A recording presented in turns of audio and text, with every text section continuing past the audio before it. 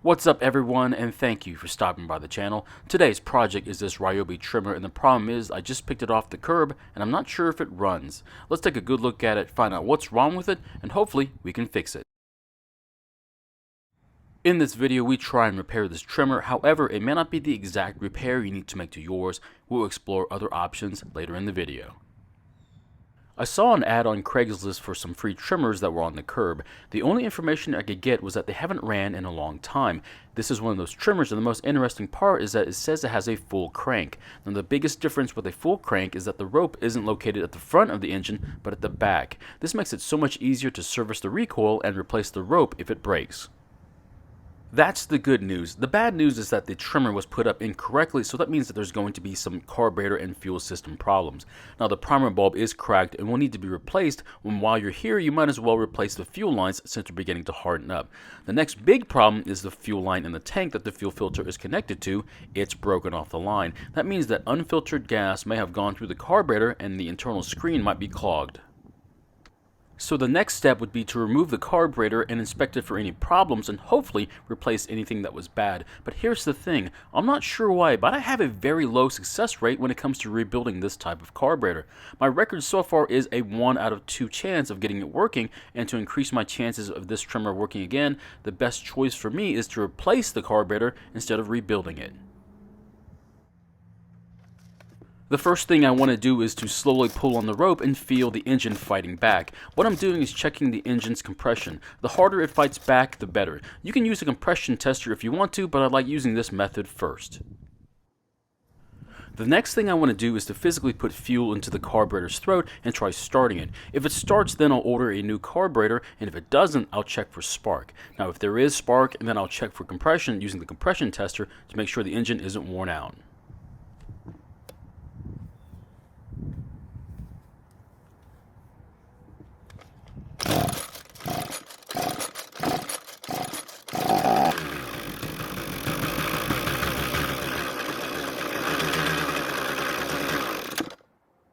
Now luckily it started and ran for a few seconds on the fuel I put into the carburetor. Now if yours doesn't run, try removing the spark plug and check to make sure it's not covered in carbon or wet with fuel. If it's not wet with fuel, try putting a few drops into the spark plug hole, replace the plug, and then try starting it. Now since this one started, I ordered a new carburetor kit from an online store. So here's the kit, and it was about $15 shipped to my door. Now don't worry about the long part number because this is a cheap aftermarket kit. I'm sure the part number is something that only exists in their system and isn't recognized by the manufacturer.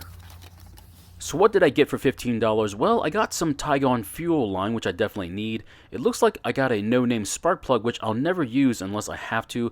A couple of spare primer bulbs, which I'll save for another project. A weighted fuel filter, which is really nice to have since it seems like the original one is badly corroded.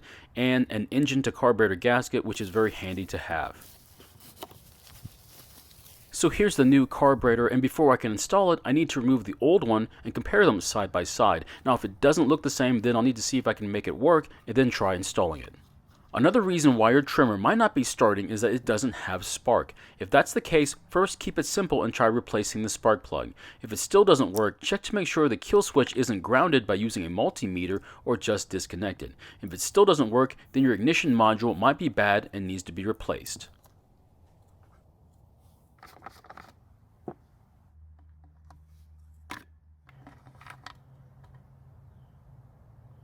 After removing what's left of the fuel lines, we can now see the old fuel filter, and it definitely looks corroded, so more than likely it's not worth reusing, and luckily our kit comes with a new one.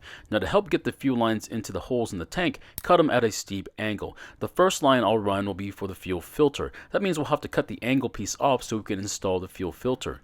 Just make sure there's enough line in the tank so the filter can reach all the fuel. The next line I'll make is the return line, and you don't have to worry about cutting the angle piece off.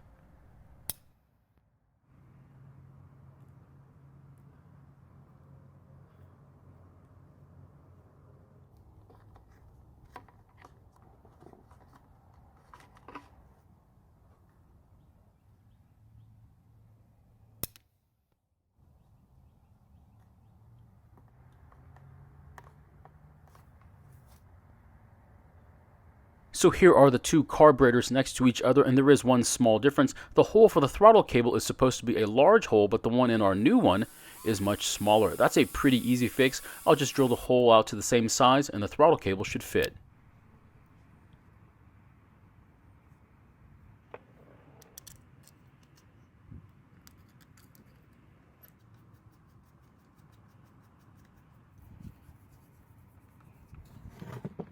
Now, since the original fuel lines were somewhat missing, I'm not totally sure which fuel line goes where.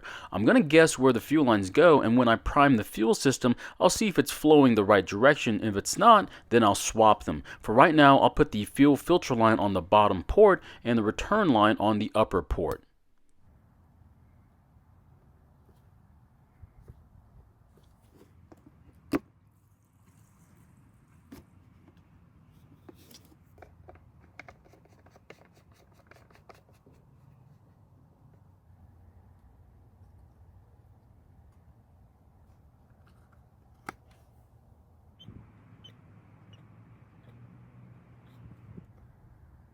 I know it's hard to see, but the bubbles are coming out of the carburetor and going into the fuel filter line.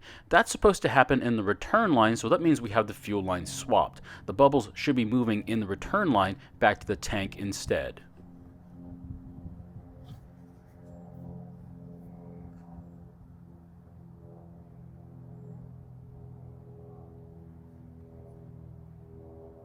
After swapping the lines, we can see fuel coming out of the tank from the filter line and the bubbles going back to the tank in the return line. Next, I'll choke the carburetor and then try starting it.